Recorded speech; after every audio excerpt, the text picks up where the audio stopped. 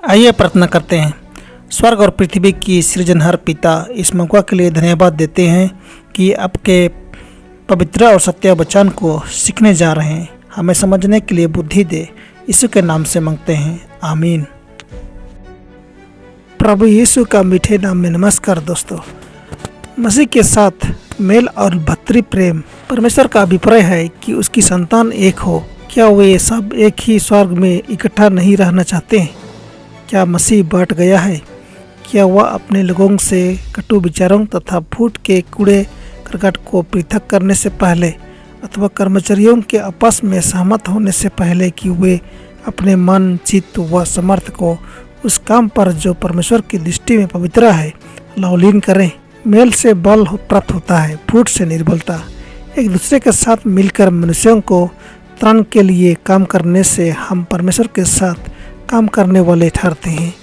जो मिलकर काम करने से इनकार करते हैं वे परमेश्वर का बड़ा अनादर करते हैं। आत्माओं का शत्रु प्रसन्न होता है जब वह लोगों को एक दूसरे के विरुद्ध कार्य करते देखता है। इस में भ्रातृ प्रेम और हृदय की कोमलता उत्पन्न करनी चाहिए। यदि वे उस पर्दे को हटाकर देख सकते जो भविष्य को छिपाए हुए हैं और अपनी फूट के परिणाम को देखते तो वे सचमुच पश्चाताप करते। मसीह के साथ और एक दूसरे के साथ मेल मिलाप में ही हमारी सुरक्षा। संसार मसीहियों के बीच के विरोध को बड़े संतोष के साथ देख रहा है। नास्तिक लोगों से इससे अति प्रसन्नता होती है। परमेश्वर अपने लोगों में परिवर्तन की मांग करता है। मसीह के साथ और एक दूसरे के साथ मेल ही इन अंतिम दिनों में हमारी एकमात्र रक्षा है। हमें शैतान को मौका नहीं देना चाहिए कि वह हमारी कलीसिया के सदस्यों की ओर इंगित करे और कहे, देखो यह लोग कैसे हैं, मसीह के झंडे के नीचे खड़े हैं और एक दूसरे से द्वेष रखते हैं। हमें उनसे डरने की आवश्यकता नहीं, क्योंकि वे सारी सेना से लड़ने की अपेक्षा आपस के झगड़े टंटे में अपने बाल को नष्ट कर देते हैं।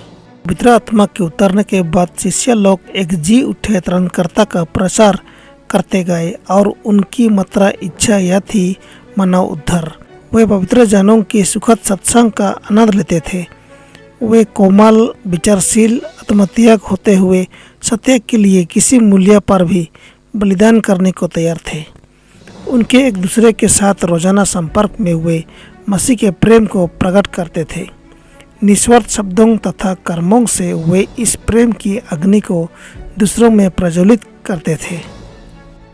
विश्वासियों को उसी प्रेम से प्रेरित होना चाहिए जिससे पवित्र आत्मा के उतरने के बाद शिष्यों के मन भर गए थे। उनको नई आज्ञा के प्रतिपालन में आगे बढ़ना था। जैसा मैंने तुमसे प्रेम रखा है वैसे ही तुम भी एक दूसरे से प्रेम रखो। यूहन्ना 13:34। उनको मसीह के संग ऐसा निकट का संबंध रखना था जिससे वे सारी मांगों को पूरा करने योग्य हो जाते। त्राणकर्ता की शक्ति जो उनको अपनी धार्मिकता से धर्मी बना सकती थी, उसका मन बढ़ाना चाहिए था। परंतु प्रारंभिक मसीही एक दूसरे से दोष ढूंढने लगे। दूसरों की गलतियों पर ध्यान लगाए हुए निर्दय आलोचनाओं को मौका देते हुए उनकी दृष्टि से मसीह और वह महान प्रेम जो उसने पापियों के शांति प्रकट किया ओझल हो गए। वे बाहरी रीति रस्मों को पाबंदी में कट्टर और धार्मिक सिद्धांतों के विषय में अति सावधान और कटु आलोचक बन गए। दूसरों को दोषी ठहराने के आवेग में अपनी गलतियों को भूल गए। मसीह के सिखाए हुए भ्रातृ प्रेम के पाठ को वे भूल गए और सबसे शौक की बात यह कि वे अपनी हानि की ओर से अज्ञान हो गए। उन्होंने यह नहीं समझा कि खुशी और सुख उनके जीवन से अंतर्धान हो रहे हैं और जल्दी उन्हें अंधकार में कदम रखना होगा, क्योंकि उन्होंने अपने मनों से परमेश्वर के प्रेम को निकाल दिया है। प्रेरित यूहन्ना ने महसूस किया कि कलीसिया के बीच से भ्रातृ प्रेम छीन होता जा रहा है, इसलिए वह विशेषकर इसी बात पर डटा रहा। अपनी मृत्यु के दिन तक वह विश्वासियों पर एक दूसरे के लिए प्रेम के निरंतर व्यवहार पर जोर देता रहा।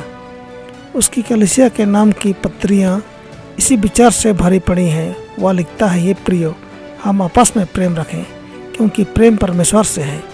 परमेश्वर ने अपने इकलौते पुत्र को जगत में भेजा कि हम उसके द्वारा जीवन पाएं। हे प्रियो, जब परमेश्वर ने हमसे ऐसा प्रेम किया तो हमको भी आपस में प्रेम रखना चाहिए। पहला यूहन्ना 4:7-11। परमेश्वर की मंडली में आज भतरी स्नेह की भारी कमी है। उनमें से बहुत लोग जो त्राणकर्ता को प्यार करने का इकरार करते हैं, उनको प्यार करने से मुंह मोड़ते हैं, जो उनके साथ मसीह सत्संग में शामिल हैं। हमारा धर्म एक ही है, एक ही परिवार के सदस्य हैं, सबके सब एक ही स्वर्गीय पिता के संतान हैं और सबकी अमरत्व की एक ही धन्य आशा है। वह बंधन जो हमको एक साथ बांध डालता है, कैसा निकट और कोमल होना चाहिए। संसार के लोग हमको ताक रहे हैं कि देखें कि हमारा विश्वास हमारे हृदयों पर पवित्र प्रभाव डाल रहा है कि नहीं। वे हमारे जीवन के प्रत्येक दोष और हमारे काम में अनौचित्यता को भांपने में तेज हैं। आइए हम उन्हें अपने विश्वास पर दोष लगाने का अवसर ना दें। हमें संसार के विरोध से अधिक भय नहीं पैदा होता। नाम के मसीहों के हृदय में छिपी हुई बुराई ही भयंकर आपदा का कारण है, जो परमेश्वर के कार्य की उन्नति में बाधक होती है। हमारी धार्मिकता को निर्बल करने का विश्वास उपाय और कोई नहीं है, सिवाय एक दूसरे से ईर्ष्या करने, संदेह भाव से देखने, दोषारोपण करने तथा संदिग्धता को भावना के हृदय में स्थापन देने की यह अज्ञान तो ऊपर से उतरता है, वरन सांसारिक और नागरिक और शैतानी है। इसलिए कि जहाँ डा और विरोध होता है, वहाँ बखेड़ा और हर प्रकार का दुष्कर्म भी होता है। पर जो ज्ञान ऊपर से आता है, वह पहले तो पवित्र होता है, फिर मिलनसार, कोमल और मृदुभाव और दया और अच्छे फलों से लदा हुआ और पक्षपात और कष्ट रहित होता है, और मिलाप करने वालों के लिए धार्मिकता का फल मेल मिलाप के साथ बोया जाता है। याकूब 3:15-18। एकता का होना एक जबरदस्त गवाही है कि परमेश्वर ने अपने बेटे को जगत में पापियों के उद्धार के लिए भेजा है। हमारा बड़ा ही इस गवाही को देना सौभाग्य है, परंतु ऐसा करने के हेतु हमें अपने को मसीह के आज्ञाधीन रखना चाहिए। हमारे चरित्र उसके चलचलन के सांचे में ढालने चाहिए और हमारी इच्छा उसकी इच्छा के अधीन होनी चाहिए। तब हम आपस में बिना मुठभेड़ हुए सुगमता से काम करेंगे। छोटे छोटे मतभेदों पर ध्यान लगाए रखने से ऐसे कार्य होते हैं जो मसीह सत्संग को नष्ट कर देते हैं। हमें शत्रु को अपने ऊपर सिक्का जमाने नहीं देना चाहिए। आइए हम परमेश्वर की और एक दूसरे की निकटता में आएं, तब हम धार्मिकता के वृक्षों के भांति होंगे, जिन्हें प्रभु ने लगाया है और जो जीवन की नदी से सिंचे जाते हैं, और हम कितने फलदायी होंगे। क्या मसीह ने ना कहा था, मेरे पिता की महिमा इसी से होती है कि तुम बहुत सा फल लाओ। यूहन्ना 15:8। जब मसीह की प्रार्थना पर पूर्ण विश्वास हो जाए, जब उसके आदेश परमेश्वर के लोगों के दैनिक जीवन में परिणित होंगे, तो हमारी प्रक्रिया में मेल दृष्टिगोचर होगी। भाई से भाई मसीह के प्रेम के सुनहले बंधन में बांध जाएगा। केवल परमेश्वर का आत्मा ही इस एकता को उत्पन्न कर सकता है। जिसने अपने को पवित्र किया है, अपने शिष्यों को भी पवित्र कर सकता है। उसके साथ मिलकर वे एक दूसरे के साथ भी पवित्रतम विश्वास में मिल जाएंगे। जब हम उस मेल और एकता के लिए उसी प्रकार कोशिश करते हैं जिस प्रकार मसीह चाहता है, तो हम उससे अवश्य प्राप्त करेंगे।